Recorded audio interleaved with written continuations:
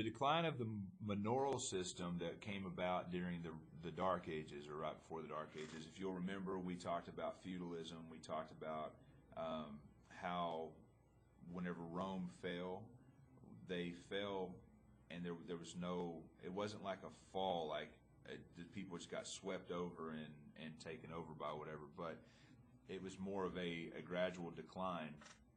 And there was no one to really to come and help whenever they had invasions from people and stuff like that. So the manorial system, if you don't remember what it was basically a system of there's a noble or a king or somebody like that at the very top, and there's knights to protect people, and then there's common people at the bottom of the system to help to make sure that everybody is fed.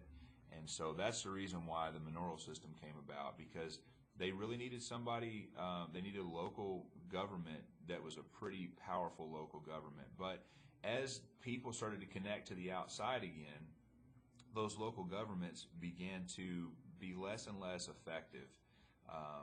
They didn't really need a standing military for every local government and so on and so forth. So what came out of this, and is going to be really important, especially whenever we get to the French Revolution, because this lags all the way until the French Revolution. So it's called the estate system. The estate system is set up as this. The very top of the estate system is the clergy, is the church, because God's supposed to be first, and these people are good, upright Christians, and so on and so forth.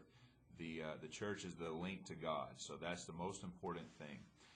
The second estate would be kings, they would be nobles, they would be anybody else who basically didn't have to pay taxes and stuff like that. Or they did pay taxes, but it wasn't just an astronomical amount.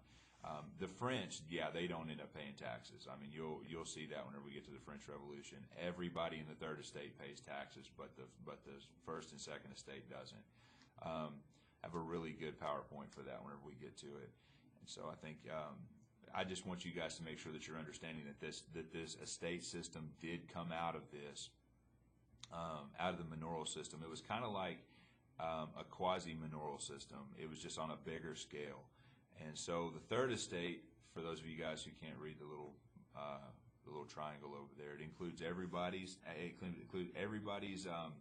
family, everybody that was not part of the first and second. So if you weren't noble and you weren't part of the clergy, then you were in the third estate. And so that means that everybody from lawyers, doctors, businessmen, merchants, soldiers, craftsmen, shopkeepers, peasants, anybody who had a little bit of money but not a whole lot of money, or even didn't have any money at all, that's pretty much the third estate. Anybody who wasn't of noble birth or was in the church.